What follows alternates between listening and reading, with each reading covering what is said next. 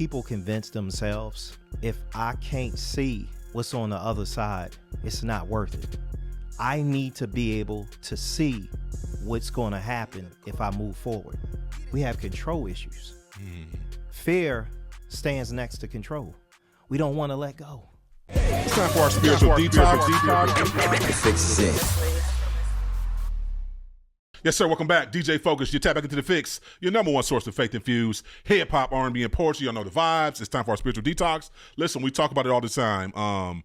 We talk about business moguls and entrepreneurs, and I'm excited because we have one in the building. He's also, he's a talented artist, a writer. He does a lot of things. He's also an author, and we got a book that he just wrote that we're going to talk about, but we're going to talk about a lot with the legendary Clarence, KD McNair. What's going on, brother? Oh, man. Huh? Listen. Welcome to the Fixx. You good? Listen. This is the most focused I've ever been. Stop it, man. We just having a conversation, man. Hey, listen, man, it's an honor to be here. You know, it's crazy because, like I was telling you before this interview, I've done a lot of interviews throughout my life and my career. But this interview, I got to be honest, I literally was thinking about it when I was traveling maybe a few weeks ago. And it was just like, man, if I could just get here and just get to this station, for me, that would be like a major goal accomplished. Man, listen, I appreciate you, man, for the love. Thank you for the support, man. And I'm excited, man. We got a lot to talk about. First, what inspired this amazing new book, Fear the Silent Enemy? Let's talk about that first. Oh, man. First of all, shout out to Cora Jakes, who hopped on this book with me from the beginning when I reached out. But I'll tell you, so, you know, we living in a time, it's obvious, where there's a lot of uncertainty. And the crazy part, I was in the middle of working on a major project. And at night, man, I would just message just kept coming to me like fear, anxiety. This was before government shutdown and all of these things took place. This was months and months and months ago. And I just kept having these dreams, man, that we were going to be entering into a space where people would just become fearful and we would be in a state of fear, which is crazy because that's where we are now. Man, I just really honestly just decided to buckle down, and I knew that that was God talking to me. And I said, you know what, I need to be obedient and I need to focus and I need to start writing. And the crazy part is that wasn't the original title at first. Okay. But as I got close to the end of the book, I said, you know what? I'm just going to call this book Fear. First, it was going to be called Worry and Worry. What is going to call it? Worry and Anxiety, Overcoming Worry and Anxiety. It was going to be a book like that. And then I just say, you know what? Fear. That's what I'm going to call it. And then God just really spoke to me, man. And he's just like, you know, this book will come at a time where people will desperately need it. And I was just obedient. And here we go. Listen, thanks for sharing that. When we talk about mental health all the time on the show, so as I hear you talk about fear, anxiety, you know, depression is usually the cousin of these things. Yeah. What do you do to keep your mental health intact to where you don't get too far sunken in those places? You know, it's funny. So I was signed to Motown Records. Absolutely. So after my Motown deal years ago, I started going through a lot of anxiety, and it was a long journey. And you know, the first thing that I did is you know, you have to come to grips at some point, right? We have to start looking at life different. So sometimes we look, you know, the challenges that we go through, the different ups and downs and things that we face. I started changing my perspective on it. And once I started changing my perspective, I started seeing things differently. So it's kind of like we're called to love, right? God said, walk in love. So I started to take the attention off of myself and started focusing on others. That helped me a whole lot. Instead of sitting around being concerned about my own issues, my own challenges, my own problems, I started shifting that around and started just really getting involved into figuring out a way, how can I be a blessing to somebody else even when I was going through stuff, even when I was hurting. I decided to write my first book because my book was called Give It One More Try. Okay. And because that was a message that I had to tell myself. So I just really shifted the focus and took it off of myself, man. And I started saying, you know what? It's a reason why I'm experiencing these feelings. And me, at that time, it was a lot of change happening. And most people start experiencing their anxieties and stuff where change is happening. And we're going to get into the deepness of how I really was rescued out of that as we get into the interview. And it was really it was a miracle, to be honest with you. It was a miracle. And when I connected with Core, it was so funny because when YouTube first came around, that was the first time I ever heard of TD Jakes. I've never heard of him at all until YouTube. And there were messages on YouTube that I started listening to maybe around the beginning of YouTube. And those messages really started to help me too. So everything that's happening right now with having her on this book and just where my life is, it's crazy because in that season, in that moment when I was dealing with anxiety, you know, I still had faith. Stay there for a minute. When you talk about you still had faith in the midst of writing this book, what has God shown you maybe in process of writing this book and then even finishing this book about yourself spiritually that you didn't know before you even started to write this book? You know, focus, and this is, I told you that I wanted to make this really exclusive because this is the first actually. When I wrote this book, it made me realize that I am a human being. And when I say that, it's just like, well, I have fears. We all have fears. But writing this book, it forced me to look at myself in a mirror. And it made me examine my entire life. I literally sat back and said, wait a minute. So you mean to tell me I was speaking faith, but a big part of me was living in fear? How many people walk around and they say, hey, man, God is good. You know, keep God first. Here's a scripture for you to read. Oh, man, church was amazing. Everything was great. But you're still stuck. I got a chapter in my book talking about getting unstuck.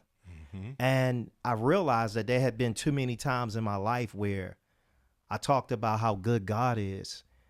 But there were some challenges and some things that I needed to face and overcome the fear of what could happen. So what I really came to grips with this book is that you can have faith.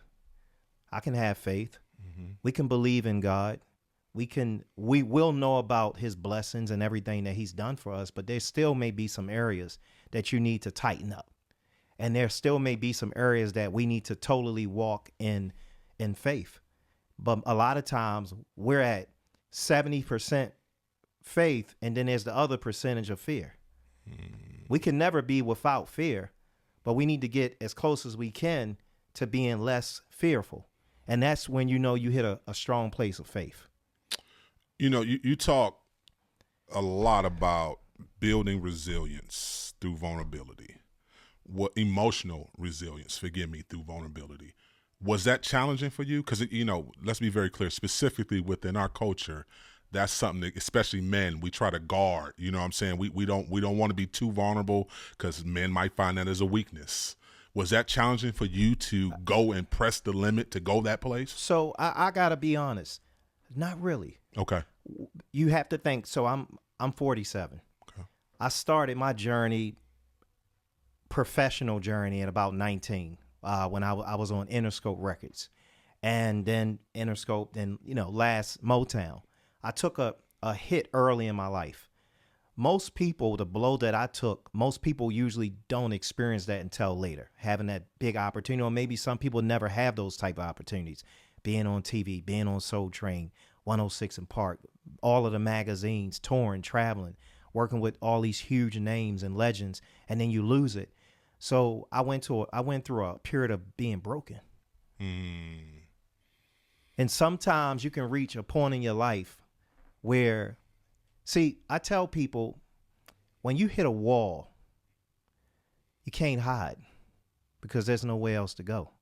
When you hit a wall, us as humans, we have natural emotions that no matter how much of a man you are, you can't hide it. That's real. And I hit the wall early. So the hitting that wall early forced me to become vulnerable because that was the only way I could seek help. I had to make a decision. Do I want to look like the tough guy and crumble and possibly lose my life? Or do I want to humble myself and reach out for help? And I chose to reach out and get help. So was this challenging? No, because many, many years ago, I was in a position where I had no choice but to be vulnerable. And a lot of men, you're right, it's hard. And it's a lot of factors that play in that. A lot of environmental factors with society, a lot of upbringing that plays on, where men go quiet and hold so many emotions in. But there are also sometimes when you get hit so hard, you don't have a choice but to let it out. You don't have a choice but to open up. You don't have a choice but to release. And throughout my life, I've had many moments like that. But remember what I said, when I first wrote my first book, I learned that there was power in taking the attention from you and using your story and your challenges and turn towards someone else. So did you use that for like emotional healing? Well, I went to a therapist too. Okay. And I always tell people, get help. And you have some people who say, man, you pray, you say you pray, so why did you have to go through a therapist? I say, well, because God made all people. Where God steps in, and sometimes when you need help, when you take that step forward, he'll send you someone. Like I met a therapist that was a believer. And I said, wow, I didn't expect to come to this session, and these were the kind of conversations. So it's Focus, it's man, I gotta be honest, just really sitting here, it's just really hitting me as I think about this journey and everything that I had to endure. But if I was to answer that question, I just did the work, man. You did the work. I did the work. It wasn't one thing. It was multiple things. But if you're not willing to do the work, then you'll never experience God's blessings the way that you can, because they're not going to come just because you're sitting around saying, God, I'm going through something. I need help. He's waiting for you to activate something. Okay. It's not about, I'm going to tell you. So people ask me, they say, what do you consider success? I say, well, we have to redefine success. Most people think success is when you reach your height. So remember, I said when I wrote Give It One More Try, my first book, I was going through pure hell, but I was talking to people. I decided that it wasn't about me, right? And as time went by, I realized something about life. You're not successful now that you have this vision that you had 9 years ago. This came to life, right? When you decided that you were going to try and push forth towards your vision, that's when you became successful. Because in that season, that took more energy, that took more faith, that took more belief and more hard work and more strength, because no one could see it but you. A lot of times we call success, we see the big house, we see the cars, we see the studio now, we see where you are now. Oh, he's successful. No, you're successful when you're in a season when there's nothing and you still have vision. You still believe that it's possible. You still believe that if you take one step, God will take you 4 steps, and everybody looking at you like you crazy. That's when you're a success. And that was something that came to me as I journeyed through all these different seasons of my life. Know when you are successful, because that's a lot of times people become fearful because they worried about the outcome, but they don't understand that the hardest part is to start. If you can start, it means that you're making a decision that you're going to face your fears, because there's uncertainty. Once you get to where you're going, the uncertainty kind of fades, because now it's happened. You can see it. Everybody else can see it. Now people patting you on your back. But what about where there's nobody clapping for you? Nobody saying, oh, this is amazing. Focus is the man. Well, Focus knew he was the man 10, 12, 15 years ago. You guys are just catching on. But what if you wouldn't have jumped out there and say, you know what? I don't even know where this is going, but I trust God. I don't even know what the outcome's going to be, but I trust God. I don't even know if people are going to think I'm crazy, but I trust God. I don't even know if the church is going to think I'm nuts for playing this kind of Christian hip hop music, but I trust God. See, we hear you on the radio now. We see you all over the place now. people saying, oh, that's focus. But to become focused, you had to face your fear of uncertainty. And in my book, I talk about becoming unstuck. A lot of people are stuck because people are trying to make everything a logic. Like, what is the logical thing to do? We getting rid of supernatural. We live in a world right now where people don't talk about supernatural no more. That's real. It's like, oh yeah, let me go on AI and figure this out. Okay, the doctor said this. Oh, this is what they said on the news. Oh, I read on TikTok, if you do this, oh, if I work out 10 times a week, if I eat this way, if I eat that way, I'm going to live till I'm 90 years old. Oh, if I do this, if I do that, they say if I do this. When have we ever been in control of anything? It's in my book. I talk about it in the fear book. We have deceived ourselves to believe that we are in control of life. And that's a major problem because we X out the supernatural. You get rid of the supernatural and bring in just the logical things. It's not like, man, I'm expecting a miracle. Well, did you do this? No. Well, how you going to get out of debt? How you going to do all of this? You don't even have a job. Mm-hmm. I'm trying to get a job. Mm-hmm. God's going to provide. Where are we going at? You know, we forgetting about the supernatural, the just, we starting to live in a world, the anxiety and fear has gotten so high because we getting away from believing that something supernatural can happen. So we want to take on everything. We want to take it all on our own. We want to get out here. We want to become the best. We want to be the boss. We want to be successful, and that's fine. But you still not in control. As I think about this convo, man, we've been having, KD, man, what do you think is the biggest lie that fear has really convinced everybody? Like, in the sense of they feel like they can't move forward. They feel like it's too big of a goal or a lofty thing to even obtain. Like, I can't do it. I'm already scared to do it before I even try. What do you think was one of the biggest or maybe misconceptions that people have about fear? Maybe. Well, back in the days, they used to say false evidence appearing real. Mm-hmm.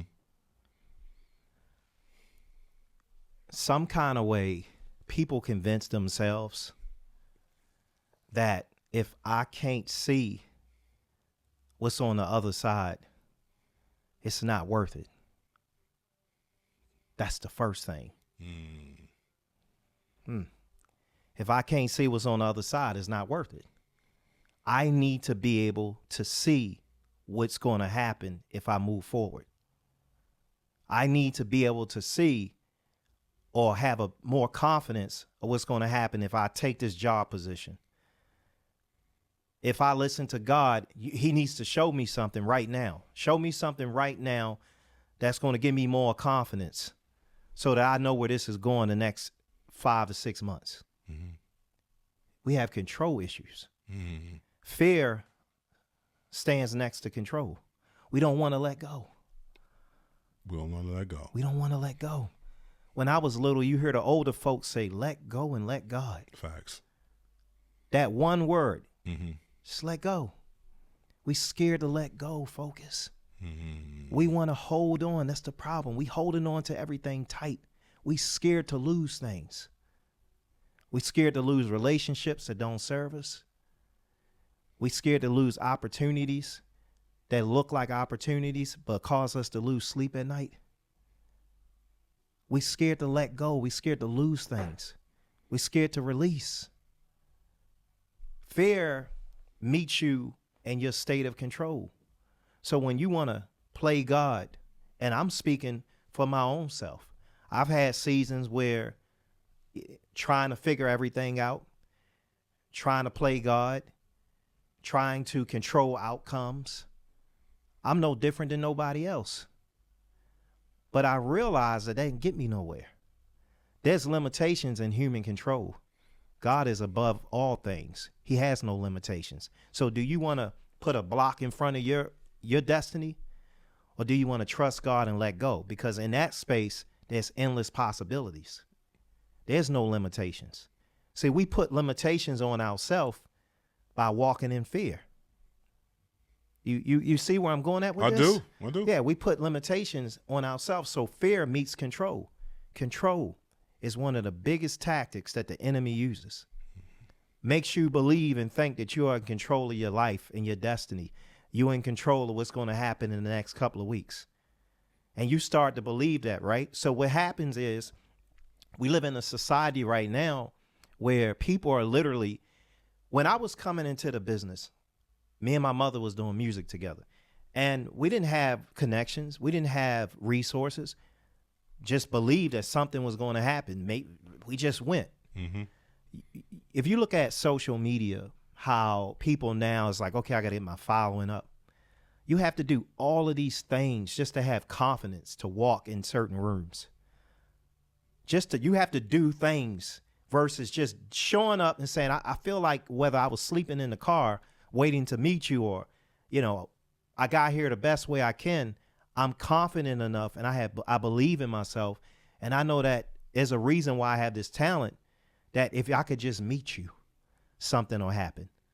Now, before I get to the person that could change my life, we have these technologies that say, well, before you can even meet somebody who could help you out, you have to do this, this, this, this, this. And if you put a picture up and you don't get 1,000 likes, then they're not going to like you. That means that you're not hot. That means that you don't have any talent. So we created all of these systems that makes people feel that they are in control of what's going to happen. So you mean to tell me, okay, if I get this, this will happen. Mm-hmm. If I get this, then they'll like me.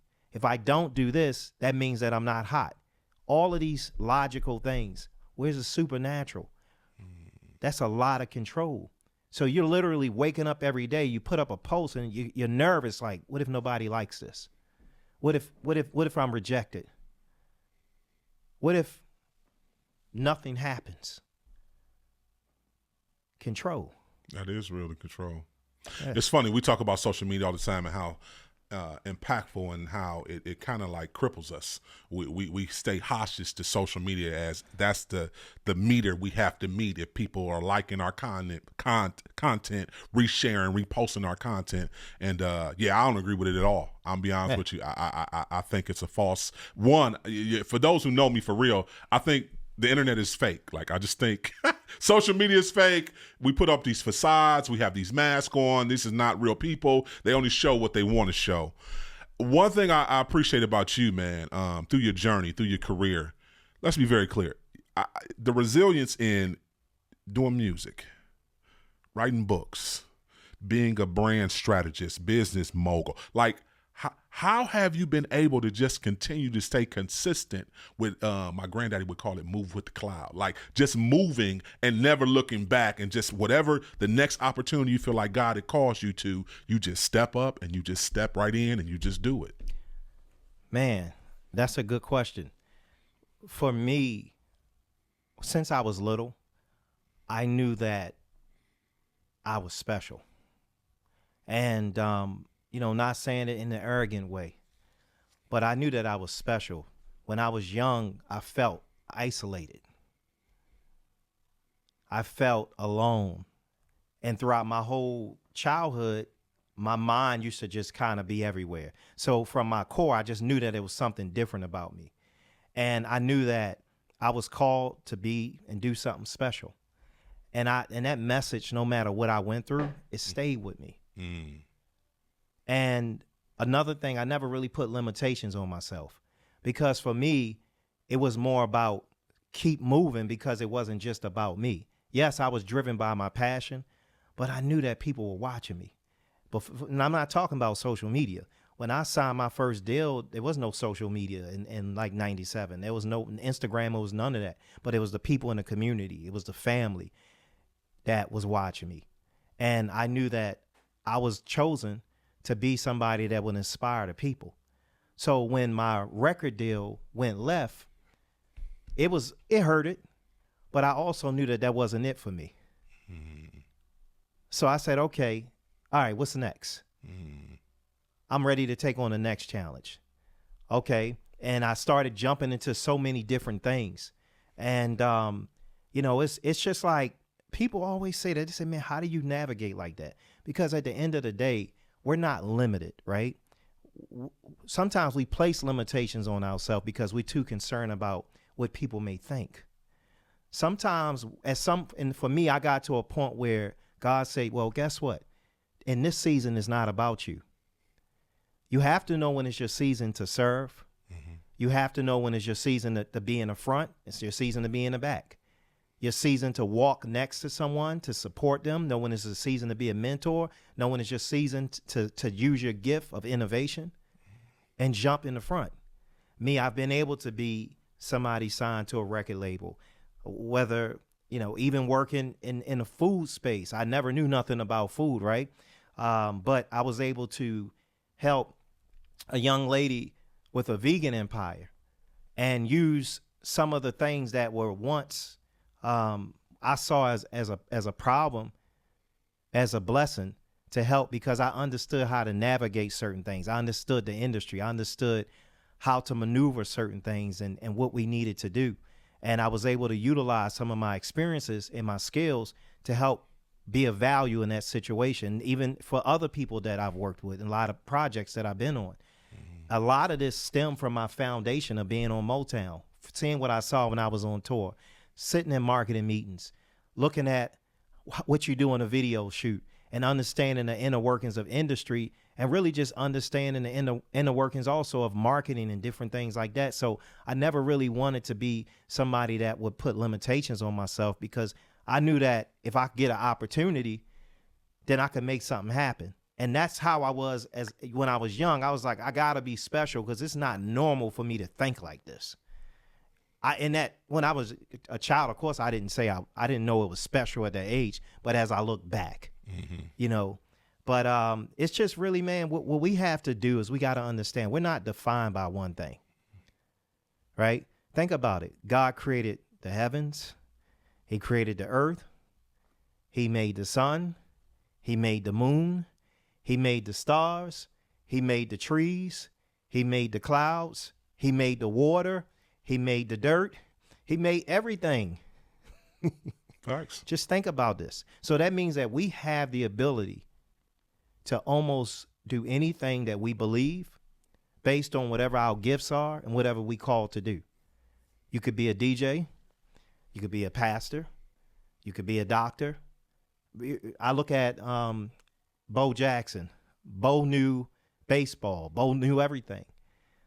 He just really using all those different gifts that he had. And sometimes we shut those things down because we concerned. It's like, oh man, I was an artist on these big shows. What people gonna think about me now?